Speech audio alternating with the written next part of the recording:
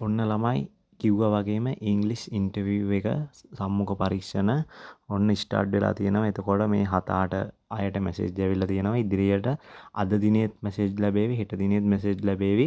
පිළිවෙලට අවසාන ෆිසිකල් එකට හිටපු කට්ටියට, ඒ කියන්නේ අවසාන ශාරීරික යෝග්‍යතා පරීක්ෂණයට හිටිය අයට මේ මැසේජ් එක එනවා ඉංග්‍රීසි ඉන්ටර්විව් එකට.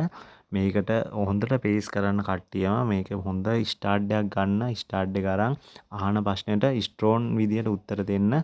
ඔයා දන්නේ නැති වුණත් මොනවා හරි උත්තරයක් දෙන්න උත්සාහ කරන්න. හරිද? කටවහන් ඉන්න එපා. ඔය අහන ප්‍රශ්නේ මොකක් හරි වාක්‍යයක් වචනයක් අල්ලගන්න. එකක් මොකක් හරි වචනයක් අල්ලගද්දී ඔයාලට තේරෙයි. ඔය මුළු අහන වාක්‍යෙම ඔයාලට තේරෙන්නේ නැති වෙන්න පුළුවන්. හැබැයි එක වචනයකදී තේරෙනවා ඔයාලට මෙන්න මේ දේ තමයි අහන්නේ කියලා. අන්න ඒ වචනෙන් අල්ලගෙන ඔයා එතනට උත්තරේ දෙන්න උත්සාහ කරන්න.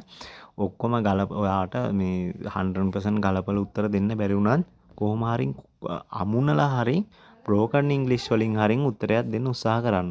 ඒක ලොකුවට හිතලා බය වෙන්න එපා. බය නොවි පේස් කරන්න. ඔයාලට පුළුවන් අනිවාර්යයෙන්ම මේ ගේම කොට දාගන්න.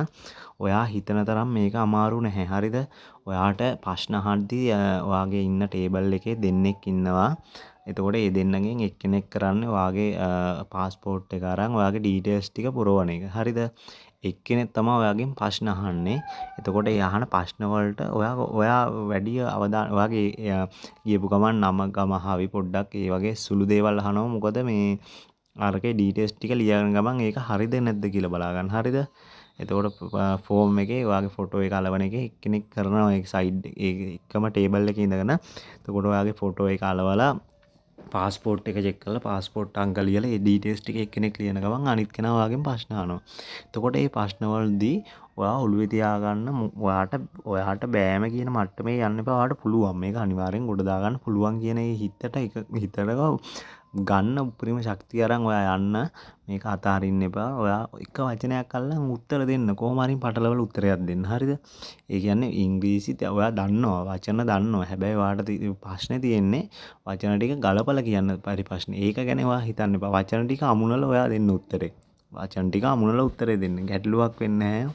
ඔයාට අහන දේ තේරෙනවා නම් ඔයාට කියන්න පුළුවන් නම් කොහොම හරි අමුණලා මෙන්න මේක තමයි උත්තරේ කියලා ඔයාට බය වෙන්න දෙයක් නැහැ. ඔයාට ගේම ගොඩ දාගන්න හැකියි. හැබැයි ඔයා අහන ප්‍රශ්නෙට ගොළු වෙලා වගේ නිකම් ගොතක ගහ උත්තර දුන්නොත් එතනදී නම් වැඩක්ම නැති වෙනවා. හරිද? ඒ කියන්නේ ගොතක ගහ හිර වෙවි වගේ උත්තර දෙන්න හදන්න එපා. ඔයා දන්න දේ කියන්න. දන්න දේ කියලා දාන්න. ඒ කියන්නේ අමුණ ටට්ටක් ගාලා කියන්න. හරිද? ඔයාට මෙතන මේ උක්්‍යා ආඛ්‍යාත ගලපලා ඔක්කොම එහෙම ඔයාට දෙන්න බෑ කියලා අපි දන්නවා. එතකොට මේකෙදි ඉල්ලපු කරපෙවුන් 10 වසර සමත් උන්ට ඉංග්‍රීසි පුළුවන් මට්ටම යාලත් දන්නවනේ. එතකොට මෙතන යාලා අහන ප්‍රශ්නෙට උත්තරේ දෙන්න පුළුවන්ද කියලා තමයි මෙතන බලන්නේ. හරිද? ඒක එකක්. ඊළඟට ඔයා මේ සම්මුඛ පරීක්ෂණයට යද්දී උපරිම පිළිවෙලට යන උත්සාහ කරන්න. කොණ්ඩේ රැවුල වවාගෙන යන්න එපා කරාබු දාගෙන. එතනදී ඔයාට ඩිසිප්ලින් නැති හින්දාම ෆේල් කරන්න ඉඩ තියෙනවා. හරිද? යන තැනම ඔයාට ඩිසිප්ලින් නැති හින්දා ෆේල් කරන්න ඉඩ තියෙනවා. ඒක හින්දා පුළුවන් තරම් කොටට කොණ්ඩේ රැවුලයි දෙකම කපන්න රැවුල ඔක්කොම කපන්න පුළුවන් නම් ගොඩක් හොඳයි. ඒ උනාට කමක් නැහැ. හැබැයි අඩු කරන්න පුළුවන් මට්ටමන රැවුල කොණ්ඩේ අඩු කරන්න. අඩු කරලා පිළිවෙලට යන්න. කළු කලිසමයි සුදු අද්දික ෂර්ට් එකයි අඳගෙන යන්න.